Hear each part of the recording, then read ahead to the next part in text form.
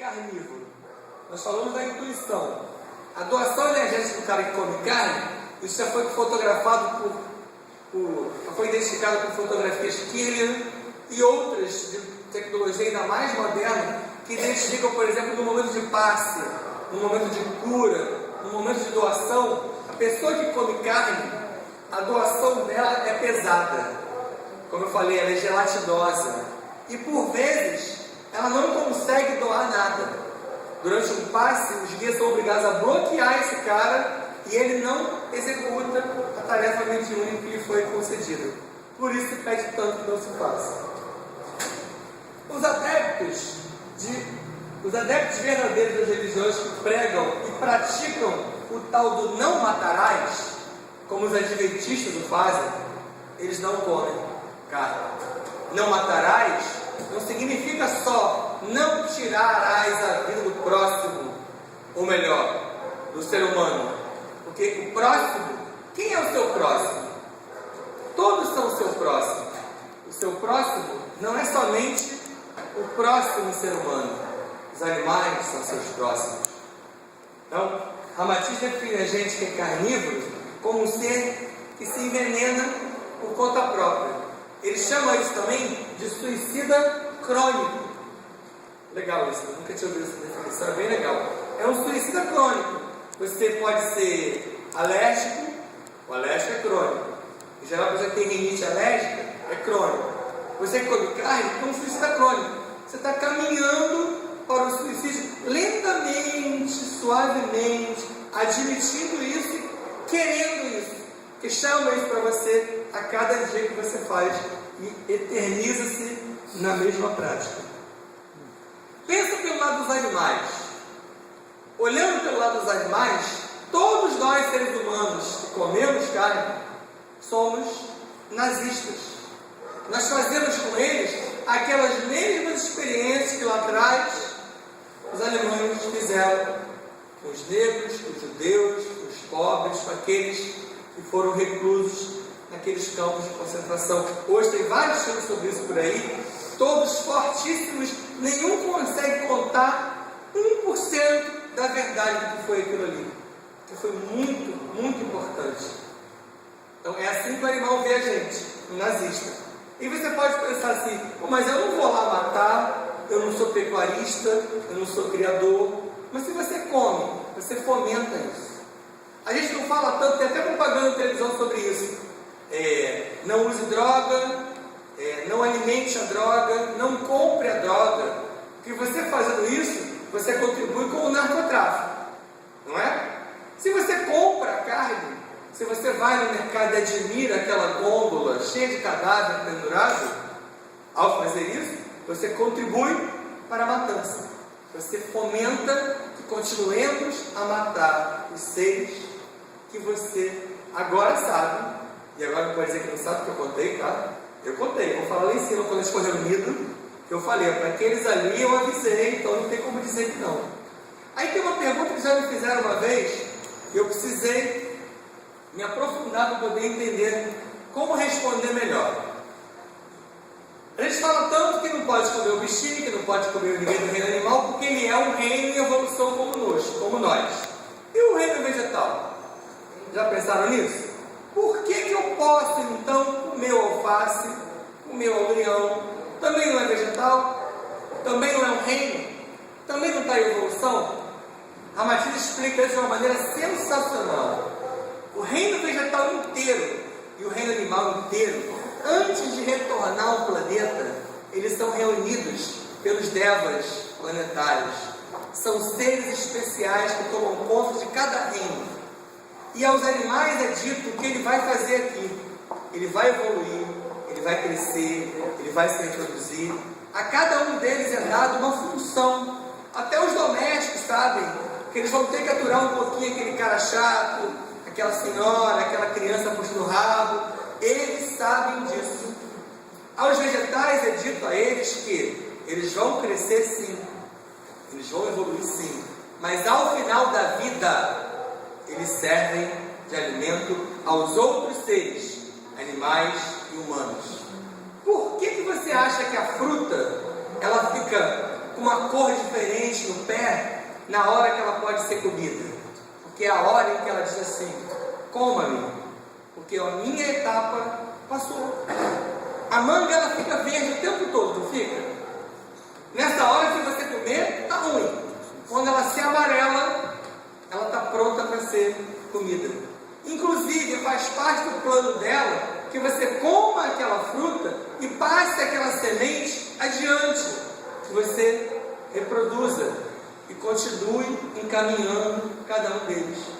Os vegetais, as raízes que nós comemos todas elas num final de vida, quando ela está pronta para ser colhida.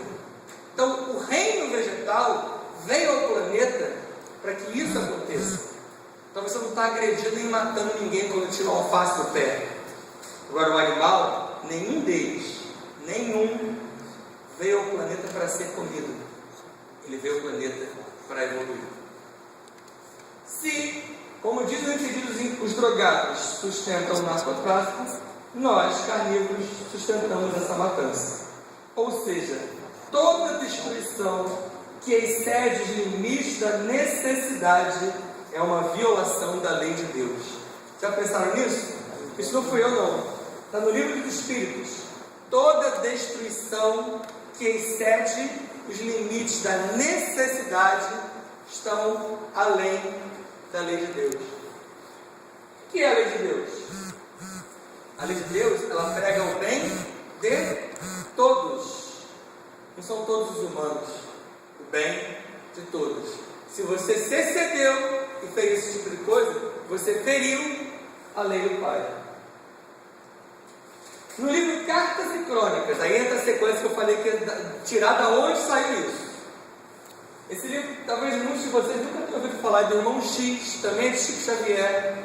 Tem um capítulo nele chamado Treinamento para a Morte.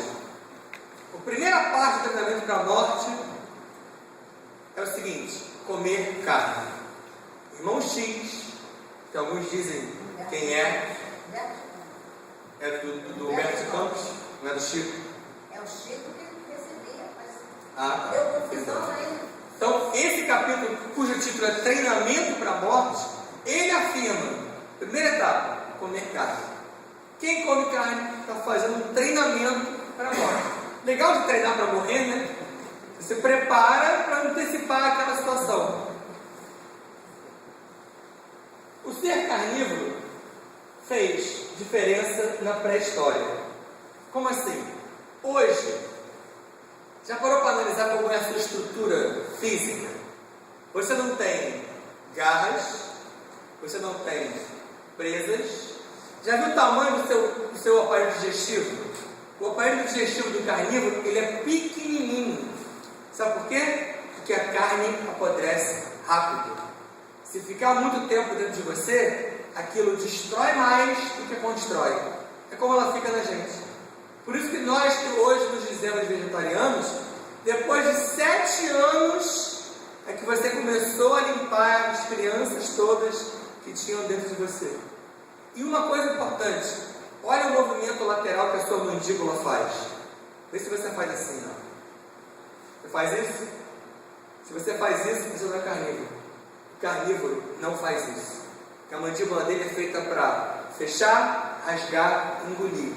Nós não somos prontos para comer carne. Nossos dentes não recebem carne. Por quê? Porque é isso que nós temos carne. O açúcar e a carne são os causadores dos nossos problemas dentários. Nós não teríamos por que tê-los. A gente excede no doce e excede na carne. Os nossos dentes são feitos para amassar, no máximo triturar, não para rasgar alimento. No outro livro, chamado Contos e Apólogos, também do Irmão X, há um capítulo denominado O Enigma da Obsessão, no qual ele afirma que comer carne é um ato de vampirismo. Como semelhante atrai semelhante, quem come carne é um candidato forte à obsessão.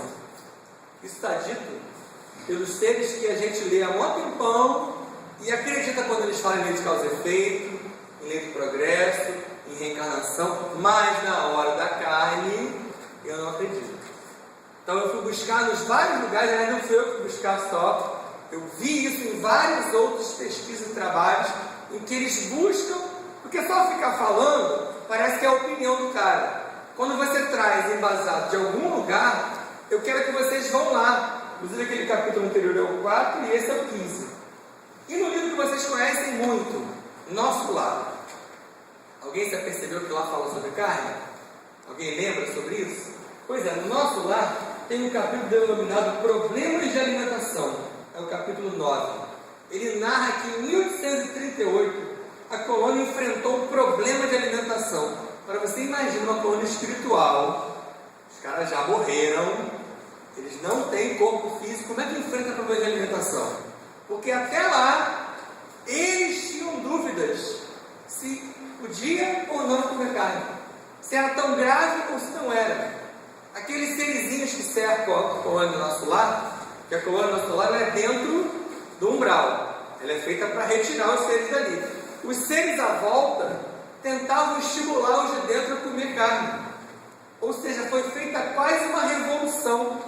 E os de dentro, que são muito próximos de nós, recém-chegados, com problemas, queriam comer carne, se sentiam na necessidade daquela energia, tanto que vieram seres do astral superior para ensinar para o Nosso Lar uma técnica de respiração, o tal do pranayama, que o hindu faz com tanta precisão, que essa respiração faz você se alimentar energeticamente, faz você equilibrar o seu organismo, sem você precisar ficar tão desesperado como eles estavam lá. Se eles estavam lá, imagina como nós ficamos cá. E mais, nesse mesmo livro, fala que houve divergência sobre isso durante 30 anos. E aqueles ministérios todos que a gente fala, só um, que é o Ministério da União Divina, pelo amor de Deus, pelo menos esse, né? O da União Divina nunca cedeu a essa possibilidade de comer carne. Os outros ministérios todos tiveram dúvidas. Isso ameniza um pouco a nossa culpa, né? Porque se até no Nosso Lar os ministros analisaram profundamente, será que é, será que não é? O outro ministério, olha só que esse é ótimo, o Ministério da Elevação demorou 21 anos para admitir que realmente comer carne não é legal. Então eles mesmos lá em cima tiveram dúvidas sobre isso. Isso ameniza um pouco a nossa problemática. E no outro livrinho, que vocês devem conhecer, Missionários da Luz, capítulo 4, fala que o vampirismo é o ato de toda entidade ociosa que se vai das possibilidades alheias. Se você utiliza do outro, e esse outro é só ser humano, que é indefeso em seu bel prazer, o nome disso não é ainda o churrasco, é vampiro. Vocês conhecem uma coisa chamada baby beef? É gostoso, né? Não sei, não comi. Baby beef é uma carninha branca, macia, cara dessa. Sabe por que ela fica assim? Porque o baby beef é uma vitela. A vitela é um bezerrinho, é um filhotinho criado, confinado. Eles têm um espacinho de no máximo 1 metro quadrado, onde ele cabe exatamente do focinho ao rabo. Por quê? Ele não se mexe. No que ele não se mexe, ele não faz exercício. Então o músculo fica molinho, a carne fica molinha. Ele não recebe alimentação adequada, por exemplo, ele não recebe ferro, para poder a carne não ficar vermelha.